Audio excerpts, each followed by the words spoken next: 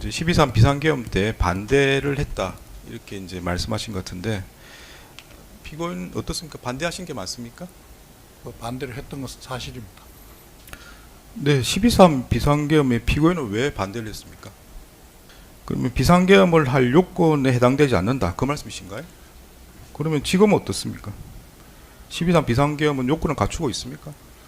그럼 그 당시는 법률적 요건을 갖추고 있지 못하는 걸 알지 못했다는 겁니까?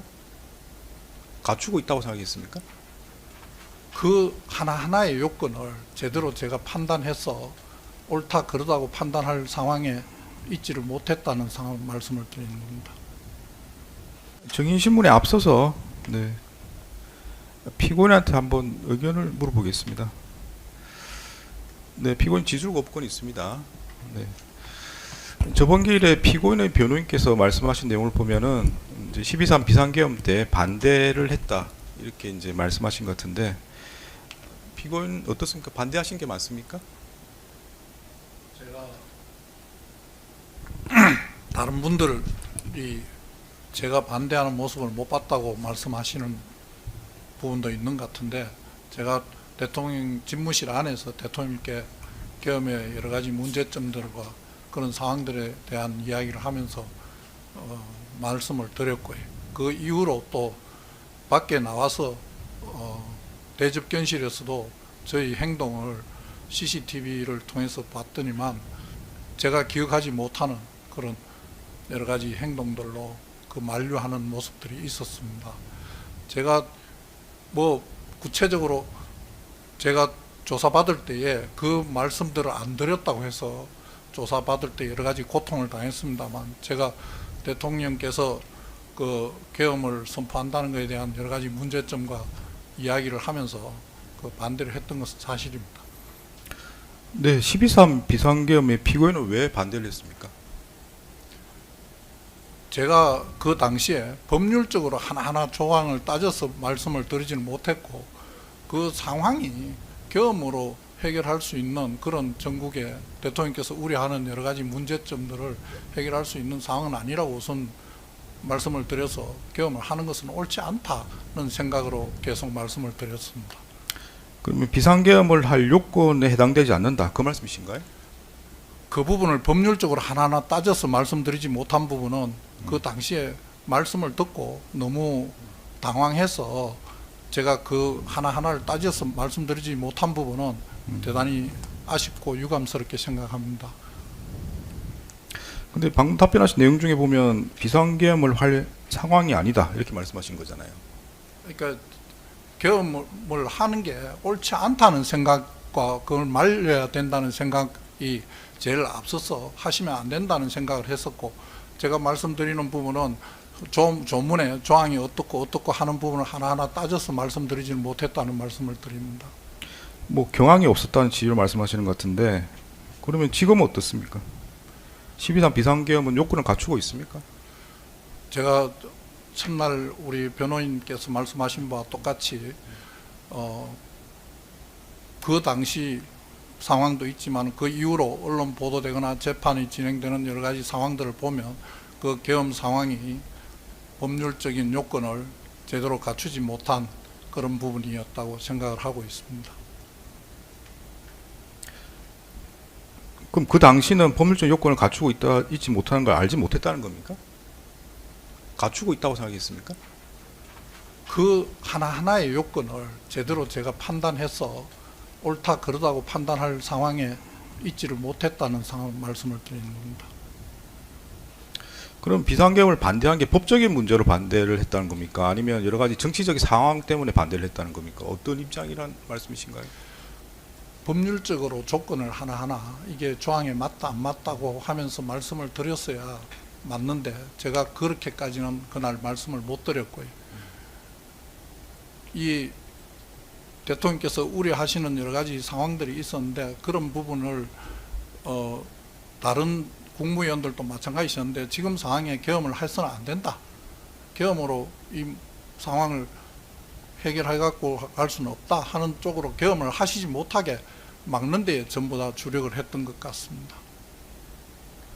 저도 마찬가지였습니다. 근데 그렇게 말씀하시는 건 여러 가지 의미로 이해될 수 있는 거라 다만 이제 법적으로 문제 없지만 정치적으로 그럴 만한 상황이 아니라는 말씀일 수도 있고, 아니 법적으로 문제가 있다고 생각해서 말씀하신 것도 있고. 그 당시에는 지금 재판장님 말씀하시는 어떤 나머지 내용들을 전혀 모르는 상황이었기 때문에 계엄을 선포한다 안 한다에 저희들이 하시면 안 된다고만 했지 그 나머지 내용은 알지를 못했습니다. 네, 뭐 차차 증인신문하면서 필요한 부분들은 더 확인해 보겠습니다. 네. 오늘 새벽 구속영장이 기각되자 박성재 전 법무부 장관이 대기 중이던 서울구치소를 나섭니다. 저에 대한 특검의 영장은 지나친 억측과 논리 비약으로 잘못된 자료를 근거로 한 무리한 청구였다고 생각합니다. 법원은 구속의 상당성이나 도주 증거인멸의 염려에 대해 소명이 부족하다고 기각 사유를 밝혔습니다. 박 전 장관은 합동수사본부 검사 파견 검토 지시나 구치소 수용 현황 점검 지시를 통해 내란 중요 임무에 종사했다는 혐의를 받고 있습니다. 이에 대해 영장재판부는 신문에서 양측의 박 전 장관이 포고령을 처음 인지한 시점 등을 묻고 대통령실 CCTV 속 박 전 장관이 쥐고 있던 문건이 무엇인지 특검과 박 전 장관 측의 주장을 확인하기도 했습니다. 그리고 박 전 장관이 계엄의 위법성을 인식하게 된 경위나 계엄 선포 직후 취한 조치가 위법한지에 대해 다툴 여지가 있다고 판단했습니다. 법무장관으로서 해야 할 통상의 업무를 한 것이라는 박 전 장관의 방어 논리를 받아들인 겁니다. 영장 기각에 대해 특검팀은 상당히 격앙된 분위기인 것으로 전해졌습니다. 공식적으로는 법원의 결정은 존중되어야 한다면서도 위법성 부분은 수긍하기 어렵다고 밝혔습니다. 계엄 선포 당시 군으로 사회 질서를 유지할 상황이나 실체적 요건을 갖추지 못했다는 건 누구나 아는 사실이라며 박 전 장관이 조치를 취할 당시 비상계엄의 위법성을 인식했다는 건 다툼의 여지나 공방 필요가 없는 명백한 사실이라고 주장했습니다. 지난해 야당인 민주당이 윤 전 대통령의 계엄 검토 의혹을 제기했을 때 박 전 장관은 정치인 체포 구금 계엄령은 효력을 갖기 어렵다고 발언한 바 있습니다. 지금 국회 동의 없이 체포 구금할 수 있습니까, 장관님? 부체포 특권 포기하지 않는 이상. 계엄 효력을 갖기가 어려울 것 같습니다. 특검은 신속히 법원 판단을 다시 받는 조치를 취할 예정이라고 구속영장 재청구 방침을 내비쳤습니다. MBC 뉴스 구나연입니다.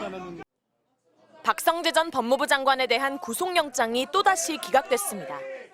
법원의 판단에 존중하고 감사드립니다. 저희 입장은 변화가 없습니다.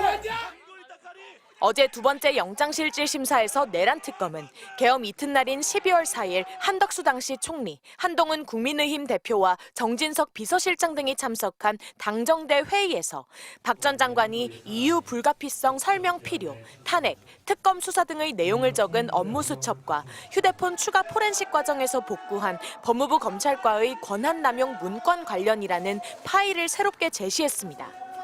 이를 통해 박 전 장관이 당정대 회의에 참석한 뒤 윤 전 대통령의 계엄 선포 사유를 정당화하기 위한 문건을 작성하도록 지시했다는 논리를 구성했습니다. 이에 대해 박 전 장관 측은 당시 윤 전 대통령의 법무 참모로서 국회 질의 등에 대비했을 뿐 내란 행위를 정당화하거나 동조할 의도는 없었다고 주장한 것으로 파악됐습니다. 이에 대해 서울중앙지법 남세진 영장전담 부장판사는 추가된 범죄 혐의와 수집된 자료를 종합해도 혐의에 대한 다툼의 여지가 있다고 밝혔습니다. 첫 기각 당시 지적된 위법성 인식 문제를 보완했지만 특검의 논리 연결에 여전히 근거가 부족하다고 판단한 셈입니다.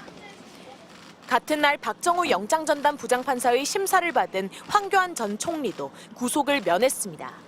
황 전 총리는 내란 선동 혐의에 대한 압수수색과 조사를 거부하고 이른바 판사 좌표 찍기를 했다가 공무집행방해와 수사방해 혐의까지 적용된 상태였습니다.